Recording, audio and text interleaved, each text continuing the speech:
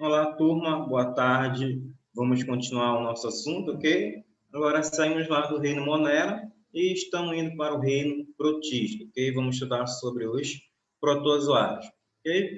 Aquela atividade da aula passada mesmo só era para testar o conhecimento de vocês, tá? Tanto é que eu tinha colocado o gabarito, tá? Não era para enviar nem no WhatsApp, nem no Eclair. Depois eu faço um vídeo na próxima aula para vocês, corrigindo ela, ok? Falando o que estava certo, o que estava errado, ok? Então, bora lá estudar, né? Aqui, ó, ver os diferentes tipos de protozoários que tem. Ok, pessoal? Aqui, ó, vamos lá para as características, né, e classificação aqui dos protozoários. Há muito tempo atrás, os protozoários, né, até hoje ainda, dá uma discussão, tá, na sua classificação biológica, se eles, né, podem serem parecidos a plantas e a serem parecidos com fungos, né? Então, ainda há essa divergência, porque muitos parecem com plantas e alguns parecem com fungos. Tanto é que aqui nesse material aqui, ó, coloca-se bem aqui, ó, a classificação dos protozoários, ó, ainda é bastante controversa devido, né, à sua proximidade com algas, né, e com fungos, né? Tanto é que eles estão aqui próximo, né, aos vegetais, ok? E tanto é que as algas estão classificadas no grupo dos protozoários. A gente estuda protozoários, estuda algas. Há muito tempo atrás, as algas estavam dentro dos vegetais, né? Então, por isso que a classificação aqui foi colocada desse jeito, né? Por alguns protozoários se parecerem com plantas e algas e outros se parecerem, né, aqui, ó, com fungo, né, suas características. E eles são, pessoal, eucariontes, só que, por seres eucariontes, eles não são tão especializados, tá? A sua célula não é tão especializada como a nossa, que também é eucarionte, tá? A deles tem menos funções. E também, turma, não tem todas as organelas celulares que estão presentes na nossa. Então, ela é menos desenvolvida, tá? Ela é menos ativa metabolicamente, ok? E eles são, tá, pessoal? Vida livre, eles são parasitas e alguns são SESC, tá? Então, é um grupo, ó, tá? Que são considerados, né, um grupo base para a origem dos animais, né? Porque se fala, ó, lá no processo evolutivo, né, depois do surgimento das bactérias, passaram por os protozoários e assim, né, foi acontecendo o desenvolvimento, né, ao longo do tempo, né? Isso do ponto de vista evolutivo, ok? Então, vamos ver mais a fundo, desculpa, as principais características e grupos dos protozoários. E também algumas doenças, né, que são transmitidas por esses seres, ok? Então, lembre-se, tem alguns que são parasitas, outros de vida livre, alguns são césseis, né? Alguns vivem em água salgada, outros vivem, né, em água doce, né, ambientes dulcíferos, ok? E aqui, ó, quais são as características gerais, tá? Eles são unicelulares, não são igual nós, multicelulares, né? Tem diversos tipos de células, células nervosas, células epiteliais, células ósseas, né? Diversos tipos de células. Não, eles são multicelulares porque tem um único tipo de células, mas eles são eucarióticos, tá? E a sua célula cariótica, ó, ela é pouco especializada, tá? Desempenha poucas funções. Não desempenha funções igual a nossa célula animal. Qual é a fisiologia aqui, ó, a principal característica dele? A sua digestão é intracelular, então é dentro de uma célula, ele faz por fagocitose. O que ele faz? Ó? Tem aqui, por exemplo, ó, um ser, ele vem aqui, ó, engloba, degrada, né, e digere aquilo que é necessário para ele. Aquilo que não for necessário, ele expele, tá? E há vários tipos de respirações. Aeróbicas, claro, vão ser os que têm vida livre, né? Que vivem no ambiente, tanto do ciclo como, né, ambiente marinho, tá? Então, vive na presença de oxigênio. E aqui você tem os anaeróbicos obrigatórios, que só vivem sem oxigênio, e os facultativos, né? Aquele um lá que tanto faz, na presença ou na ausência de oxigênio, né? E a maioria deles aqui, ó, vão ser parasitas, ok? Então, eles vão ocasionar algum tipo de doença. Sua excreção através de amônia, tá? Então, eles liberam amônia, tá? No ambiente, na água, no solo, até mesmo da pessoa. E, pessoal, bem importante isso aqui, ó. Alguns, né? Olha, como você está vendo aqui, essa imagem aqui, ó, é o paramécio, tá? Que é o paramécio, tá? Um exemplo de um paramécio que é o mais desenvolvido, é o mais especializado entre os protozoários. E aqui, pessoal, ele faz um processo, ó, de osmose e regulação, né? A gente já estudou osmose, né? Que é o controle, né? De entrada e saída, né? Principalmente lá de solvente, né? Quando tem uma maior concentração de soluto, por exemplo. E ela é realizada, pessoal, pelo vacúolo, ó. Tem muitas questões que caem sobre isso aqui, ó. Quando as questões não são sobre a parasitose, quando ela vem relacionado aos protozoários, que eu observei, vem muito sobre aqui, ó, o processo de osmose e regulação dos protozoários e o tipo de locomoção, principalmente da ameba, que ela se locomove, né, por pseudóptero, ela vai se arrastando. Okay? Então, lembre-se disso daqui, ó, o vacúolo, tá? Contrátil, ou pode vir também vacúolo pulsátil. O que ele vai fazer, pessoal? Ele vai retirar o excesso de água de dentro desta célula aqui, né? Dentro desse protozoário. Tá bem aqui, ó. O vacúolo contrátil ou pulsátil. O que acontece aqui, turma? Ele vai retirar o excesso de água. Ele vai mandar para fora a água. Por que ele vai mandar? Porque pode acontecer a lise, turma. Ele pode estourar. Então, ele faz esse processo. Então, aqui dentro dele, você tem uma maior quantidade de solvente. Opa, desculpa, maior quantidade de soluto. Então, a água, ela vai passar para dentro desse ser. E o que ele vai fazer? Expelir para fora. Tá? Então, ele vai ter que tirar. E por onde ele tira? Pelo vacúolo contrário. Se ele não tirar, ele vai romper, vai acontecer a lise e ele acaba estourando, ok? Então, lembre-se aqui, ó, vacúolo contrário, que elimina a água, né, que entra no meio hipotônico, tá? Para dentro dele. Lembra lá que no hipotônico a célula enche-se, né? Fica tufada até acontecer a lise. Na hipertônico, a água sai, né? Vai para fora e a célula murcha. Isotônico, equilíbrio. A mesma quantidade de água que está entrando é a mesma quantidade que está saindo, tá? Lembra lá da saladinha lá que eu falei para vocês, quando você vai servir a salada, você salga ela próximo ao momento da refeição, né? Se você salgar uma hora antes, não vai prestar, né? E vai ficar a sua salada lá, a sua vazia toda cheia de água, ok? Então, lembre-se do vacúolo contrátil. Isso aqui são as principais características, ok? Aqui, pessoal, é a classificação, tá? Eles são em 6 filos básicos, mas tem muitos autores que colocam mais. Mas os principais são esses 6 aqui. Opa, não apaguei bem aqui.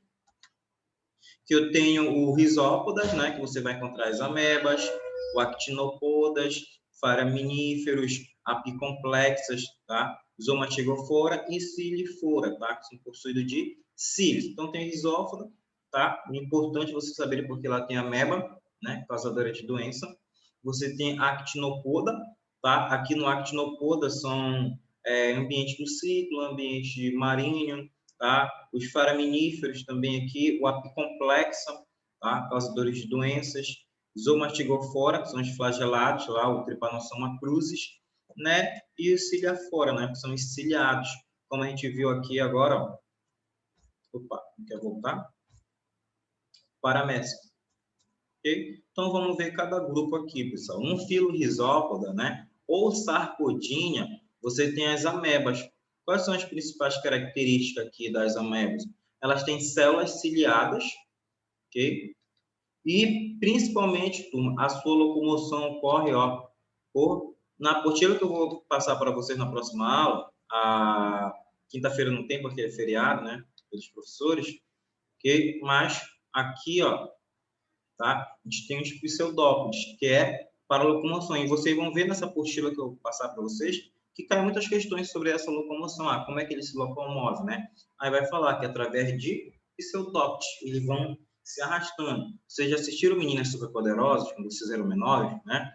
Não que eu assistia, porque minha sobrinha assistia, né? Então ficava lá vendo, né? Aí tinha o trio ameba, né? E o trio ameba lá em si arrastava, né? Através de pseudópodes, ok? A nutrição é por fagocitose, igual aqui na imagem, olha, a sua digestão, ó. Então ela vai englobar aqui o alimento, ó, a partícula lá no meio externo. O que ela vai fazer? Pegar, né? Abrir esses pseudópodes, englobar, né? Puxar para dentro e assim fazer o processo digestório, né? E aqui você tem um vacúolo digestivo, que vai fazer a digestão. A ameba, turma, ela é livre ou ela pode parasitar. Então, ela pode viver lá no ambiente livremente ou ela pode estar dentro da gente. Se ela estiver dentro da gente, vai dar muita dor de barriga, né? Da diarreia. Não tanto quanto a giardia, né? A giardia é um pouquinho mais agressiva, mas a ameba, ela causa, né? Geralmente, se você não toma água tratada, se você não faz nenhum tipo de tratamento, na água, né? Não tem filtro, você pode acabar contraindo. Vamos supor assim, por exemplo, o bebedouro lá do colégio, eu sei porque eu já vi, né, que fazem manutenção dele. Esse ano, porque como a gente não ficou na escola, eu não vi, mas ano passado, né, eu vi lá um homem lá, um senhor lá, fazendo a manutenção, né, verificando os filtros e fazendo a limpeza, né.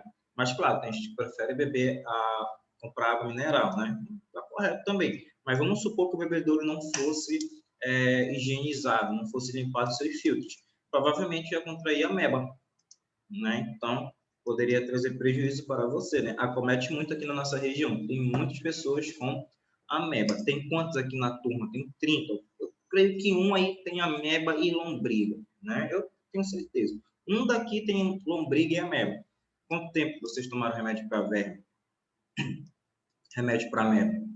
Cada 6 meses? Então, se você não tomou a cada 6 meses, você está cheio de lombriga, cheio de ascaris, tenha, ameba, giardia, né? Dor de barriga, pálido, vive com fome, né? Então, já sabe. E possui vacúolos desenvolvidos, por que vacúolos desenvolvidos? Que é para englobar e fazer o processo digestório, tá? Por isso que esse vacúolo tem que ser bastante desenvolvido. Por exemplo, vacúolo nos vegetais. Qual é a função do vacúolo nos vegetais? Dependendo de onde esse vegetal estiver, o vacúolo ele vai armazenar determinada substância. Por exemplo, uma batata. Qual é a função do vacúolo? Armazenar o amido. A Vitória Régia, o que ela armazena no seu vacúolo? Oxigênio.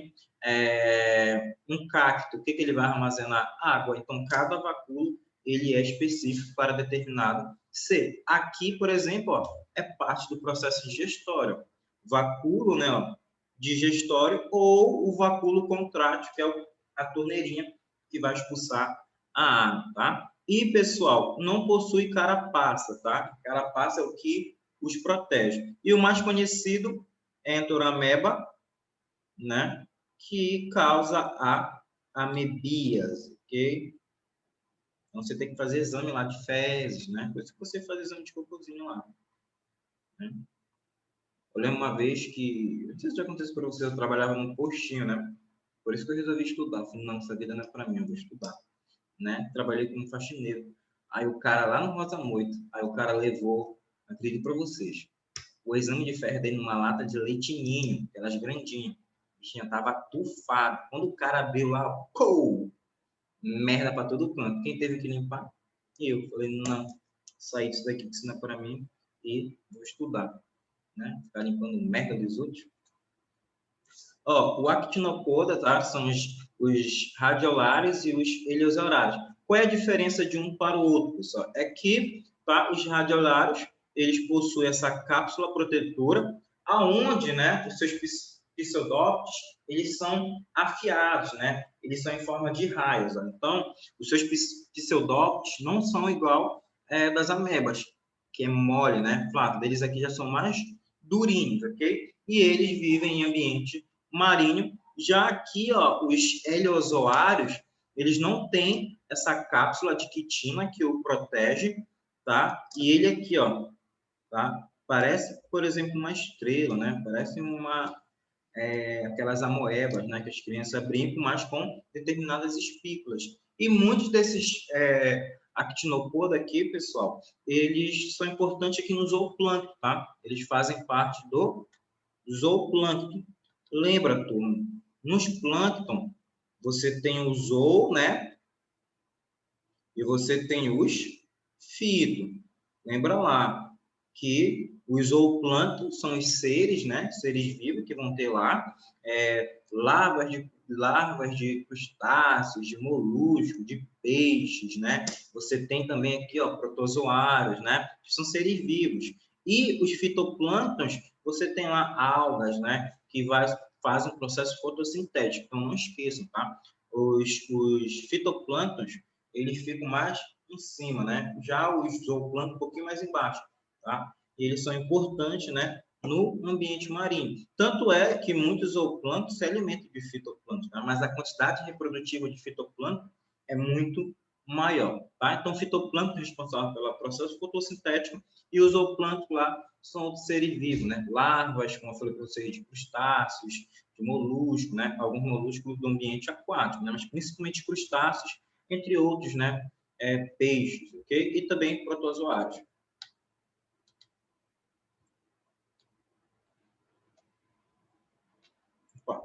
Aqui você tem os foraminíferos, né? Com certeza você que viaja, né? Vocês viajam muito aí.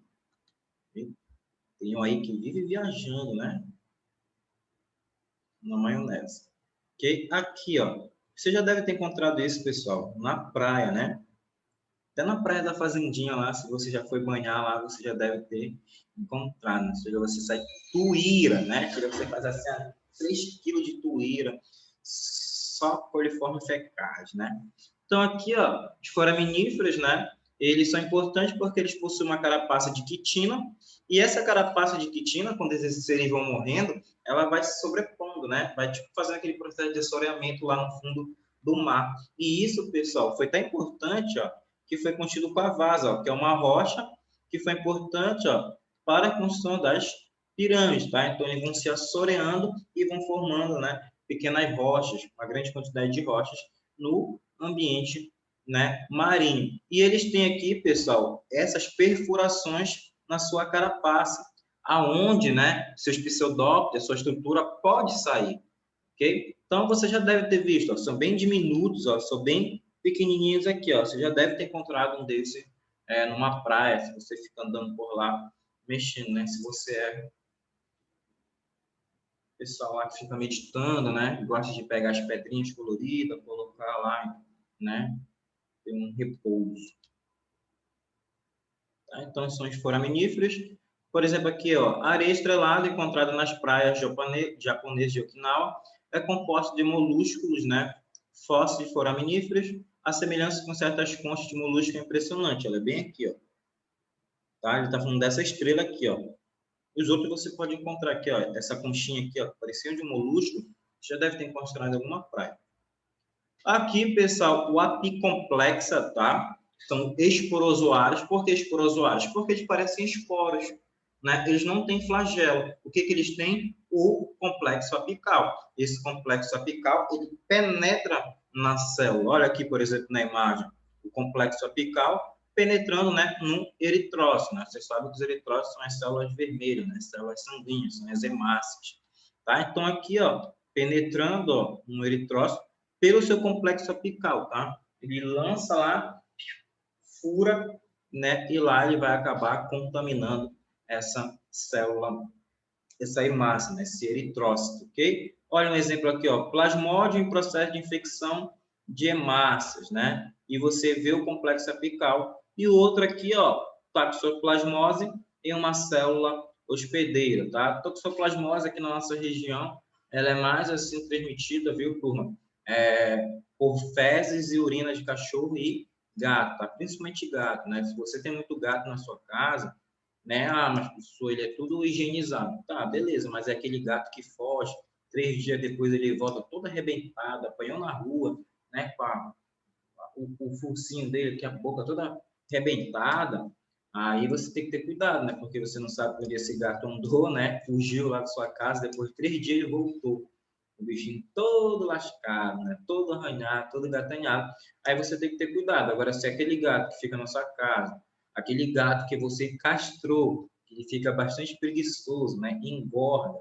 Aí sim, a gente tem, aí você tem todo o cuidado, né? Não precisa se preocupar. Faz o xixi, o cocô lá na areia, né? Faz em determinado local. Agora, se é aquele gato lá vira-lata, né? Que vai lá para o outro, tá na rua, aí você tem cuidado, principalmente com crianças e mulheres grávidas. Andar principalmente calçado dentro de casa, viu? Eu até falei uma vez para vocês que teve uma pessoa, né, que ele era soro positivo, né, tinha AIDS, ele veio a falecer por toxoplasmose, né? Então, vocês sabem, né, que o HIV, que a gente falou no ano passado, diminui o sistema imunológico e a toxoplasmose se aproveitou e ele teve o laudo dele por toxoplasmose. Né? Filo aqui, pessoal, usou vertimoforo. Eita. Voltou, tinha mexido aqui e saiu tudo. Ó, o Filozogatimofora, né, são flagelados, olha. Quando a gente viu aqui, ó, o apicomplexa, porque eles possuem complexo apical, que é para penetrar nas células. Já o Zomastigofora, qual é a diferença? Eles possuem flagelo. E quais são os dois principais aqui desse grupo? Você tem aqui, ó, o Trypanosoma crucis e você tem a leishmaniose, né, que até eu falei na aula passada para vocês, que é transmitida pelo mosquito, mas que não era uma virose, e sim, né, um protozoário, porque eles tentam confundir, né, falar que a leishmaniose ela é ocasionada por um vírus, e não, ela é ocasionada por um protozoário. Você tem aqui, ó, a leishmaniose brasileira, né, causa problemas no fígado e principalmente aquelas feridas feias na pele. O Trypanosoma crucis, né, que é o causador, ó, da doença de Chagas. E no filo dos Zomastigofora, nós temos, tá, pessoal, protozoário que está alojado no intestino, tá, aqui de cupins. Por que ele está alojado lá? Ele vai ajudar, ele está numa associação, ó, pessoal, mutualística, ok? Ele não está em protocooperação, tá? Lembra lá que protocooperação, quando eles estão separados, tá? Mas um ajuda o outro. Já no mutualismo, eles precisam estar juntos para a sua sobrevivência.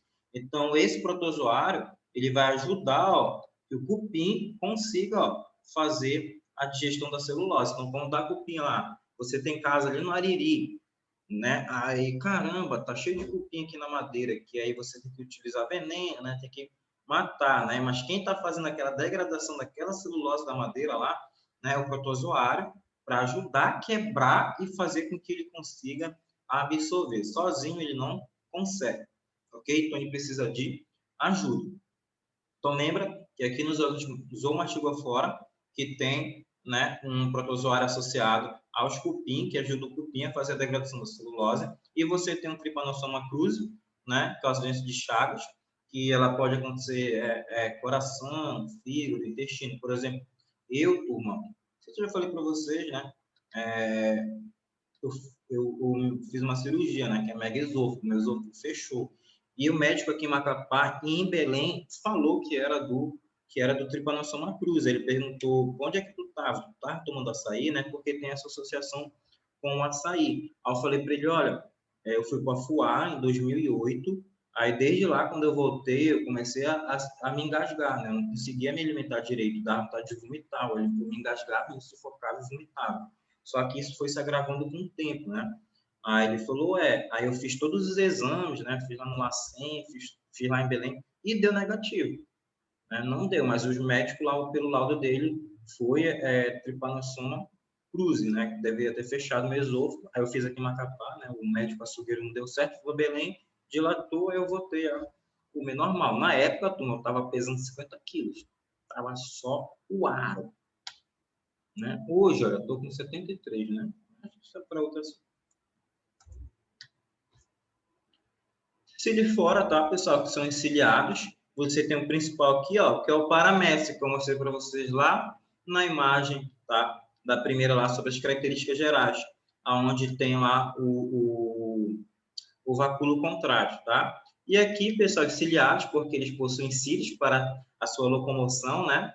E eles apresentam, né, macronúcleos, né, que contém DNA usado no seu processo vital. Então, ele tem um núcleo, e nesse macro, né, que não é totalmente desenvolvido, contém o núcleo, ok? Contém o núcleo, onde está o seu material genético, que aqui, por exemplo, ó, eles fazem, pessoal, o paramécio, por exemplo, ele consegue se reproduzir por conjugação, né? Tem dois aqui, ó, eles vão lá, ó, grudam um no outro e fazem a troca do material genético. Ele não precisa, por exemplo, se reproduzir assexuadamente por bipartição, né? Dando origem a dois, né? Você tem um aqui, aí ele faz a bipartição e dá origem a dois, ok?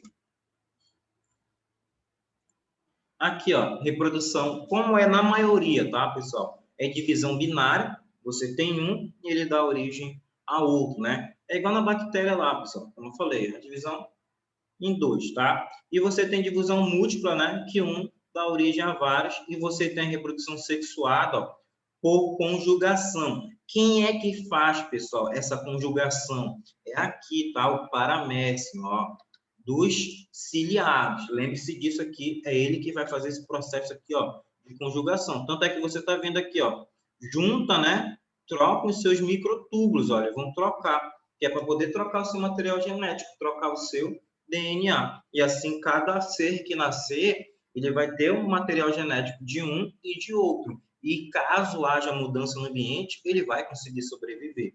Ok? E algumas parasitoses, as principais aqui eu tenho malária, doença de Chagas e leishmaniose, né? Comete muito aqui na nossa região, tá? Centro-oeste, né? E também norte e nordeste, tá? Também tem a amebise, a giardiase, a tricomoniase, a toxoplasmose, doença do sono, a balantidose, tá? A balantidose, a doença do sono, é mais no continente africano, tá? A malária, pessoal, né? Ela é uma doença tropical, né? Negligenciada, segundo a Organização Mundial da Saúde. Por que negligenciada? Porque ainda, pessoal, não se procura nenhum tipo de tratamento e o combate contra ela não é totalmente, né, eficaz, né? E ele fala aqui, ó, curiosidade, né, lá do mundo estranho, tirando as guerras, né, que tiveram, né, uma das doenças que mais trouxeram morte foi a malária, depois das guerras, né? Então, você pode ver onde é que ela vai ter maior incidência dela. Em países, ó, pessoal, que estão no clima equatorial, né? Clima tropical, que é onde o mosquito, né? O transmissor e a malária assim conseguem se desenvolver. Qual é o agente, né? O transmissor que a gente viu aqui. Eu até falei para vocês na aula passada, né? Tem aqui, ó, o Plasmodium falciparum e o Plasmodium vivax, né? Que é do filo apicomplexo, né? Que tem um complexo apical. E o mais comum, ó, forma de malária provocada pelo Plasmodium vivax é o que mais ocorre no Brasil, ó, que seu agente transmissor é o Anófeles ou chamado de mosquito prego. Então, lembre-se lá quem é o agente transmissor da malária: o Anófeles, o mosquito Anófeles, e ou então chamado de mosquito prego. A sua transmissão ocorre através da sua salivação. Então, quando ele vai fazer a sucção de sangue numa pessoa, ele acaba salivando, né? E isso faz com que transmita, né, para a pessoa. E aqui, pessoal, na malária, o homem, ele é o hospedeiro intermediário. É aonde, né, vai se desenvolver lá essa larva e também acontecer, né, a liberação dos merozoítos, né, que são seus ovos. Ele vai liberar esses merozoítos, tá? Ele libera e ele vai começar a fazer o rompimento das tuas células sanguíneas, tá? Então, ele acaba rompendo os seus eritrócitos, as suas hemácias, aí por isso que você já sente logo, ó, a febre, né? Ó, o parasita está com o fígado e dentro de 3 dias provoca a destruição dos eritrócitos, provocando febre alta e cíclica, né? Que é chamada de Kissan, né? Então dá muita febre em você, você fica se tremendo todo, o corpo muito quente. O que que acontece? Esses gametas, eles vão ser, né, passados através para o mosquito, né, através, por exemplo, da sua corrente sanguínea, né, que ele vai fazer a sucção do sangue e esses merozoítos vão passar para o mosquito. E esses merozoítos, eles se desenvolvem, se reproduzem, né? Então, vai ter reprodução, onde eles vão liberar o zigoto, esse zigoto se desenvolve, libera, né, os esporozoítos, que vão ficar presentes na saliva do mosquito. Quando o mosquito for picar uma pessoa, ele vai acabar transmitindo novamente, tá? Então, é assim que acontece o ciclo de desenvolvimento. hospedeiro definitivo, mosquito, hospedeiro intermediário, o homem, né? E métodos de prevenção: eliminar criadores de mosquitos, proteger suas portas e janelas com telas, né?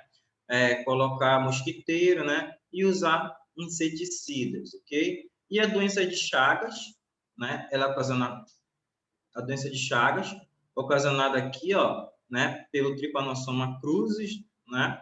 E ela foi descoberta aqui, ó, pelo Carlos Chagas, em 1909, né? Ele descobriu pelo acaso, né? Ele foi lá pro interior de Minas Gerais para ver outro tipo de doença e acabou, né, fazendo observação e descobrindo, né? Por isso que é a doença de Chagas, né? Ó, Carlos Chagas havia sido enviado a um povoado em Minas Gerais para de uma campanha antimalárica, né? Quando tomou conhecimento de um inseto hematófago, sugador de sangue. E o vetor da infecção parasitária, ele havia sido alertado sobre coincidentes sintomas peculiares e a presença deste inseto nas casas de barro e de madeira da região, né? Então, o barbeiro, né, ele gosta de ficar presente, né, em casa de barro, de pau a pique, né, e fica lá fazendo sua toca. E quando ele vai na pessoa, né, o que ele faz? Ele vai sugar o sangue, mas o Trypanosoma cruzi, ele vai passar a pessoa através das fezes, né? Então, por exemplo, ele picou, aí você coça e as fezes estão aqui, aí você causa uma lesão, né? Aí o protozoário penetra e começa a transmissão, né? Aqui no norte está muito associado, né, com açaí, né, trituração lá, isso está presente, né? Por isso tem que ter toda uma higienização, né? Tem até pesquisa da Unifap em relação a isso. O maior caso de incidência aqui, ó, você pode observar, né, Argentina, norte da Argentina, né, mais no centro do Brasil, aqui no norte, né, você vai pegar ali, né, as Guianas, né, Colômbia, Venezuela e América Central, tá? E aqui eu tenho, olha, o Trypanosoma cruzi, né, que é o agente etiológico, e o agente transmissor, tá, é o barbeiro. Olha aqui, ó, se você já viu um, sai de perto dele, né? Também existe outra forma da tripanossomiase, né, que é a africana, que é conhecida como doença do sono. Por quê, pessoal? O professor, isso fica dormindo? Não, né, ele fica sonolento, mas porque dá muita febre nele, indisposição, fraqueza, então ele vive deitado, quer ficar descansando, tá? E o barbeiro é um percevejo, né? Ele é hematófago que provoca a infestação por meio de suas fezes, normalmente depositado próximo ao couro, né? Próximo aonde ele picou. Aqui a transmissão, ó, ele vai lá, para na pessoa, pica, a pessoa coça, as fezes contaminam e o protozoário penetra, né? E ele vai fazer um tour, principalmente aqui, seu fígado, principalmente no seu coração, tá? Olha aqui, é um coração chagártico, né? Com doença de Chagas. Uma das principais características é o aumento, tá? Do miocárdio lá, ele vai aumentar, o seu coração fica maior. E o que acontece? O ventrículo e os atos, principalmente o ventrículo, diminui. Então, a pulsação do sangue através dos ventrículos fica menor. Okay? E a leishmaniose, né? Que é a leishmaniose cutânea ou visceral, tá? Mas aqui que acontece aqui no Brasil, ó, que é a leishmania brasiliense e a cutânea. E o agente transmissor, né, é o flebotomínio, que é o mosquito palha, tá? Malária ou anófilis, tá, pessoal? Mosquito prego. Já a leishmaniose é o flebotomínio, que é o mosquito palha, né? É cada um, é mosquito prego, é palha, né? Não sei o que, ó. Também parecido, né, com a malária, a doença de Chagas, a principal transmissão aqui em regiões equatorial, né, com clima tropical. E o ciclo dela, pessoal, o principal banco, né, de reservatório para a leishmaniose, né, são cães, ok? Então, quando o mosquito pica, por exemplo, um cão, né, vai ficar na sua saliva e ele, quando for picar uma outra pessoa, ele transmite. E esses macrófitos, né, vão destruir os macrófitos, né, nossas células. O que acontece? Os amatigotas, né, que são o óvulo, né, a lavinha lá da leishmaniose, ela vai se espalhar, ela vai contaminar o fígado, no fígado ela vai ocasionar o calazar, né, que é esse inchaço, a pessoa fica com a barriga inchada. E os próximos estágios, né, mais avançados, né, são feridas, né, são úlceras de Bauru, são essas úlceras na pele que ele vai acontecer. Okay? Olha o que Olha aqui, ó, a leishmaniose cutânea. Ó. Então, esses são os principais estágios. A criancinha aqui está no estágio inicial, né? Apenas lá com calazar, né? Que é o aumento, né? De secreções de líquido no fígado e no seu intestino, fazendo com que aumente, ok? Aí aqui já dá para fazer um tratamento. Aqui, ó, a leishmaniose cutânea, né? São essas feridas enormes, né? No homem, né? Tem que tomar medicamento, fazer o tratamento. Agora, se for no animal, pessoal, só, né? O sacrifício, ok? Então, nossa aula de hoje a gente vai ficando por aqui. Nas próximas aulas a gente faz um exercício relacionado a este assunto, beleza? Vou mostrar para vocês lá o que mais é cobrado, o que mais cai, né? É bem tranquilo, ok? Tchau, até nossa semana que vem.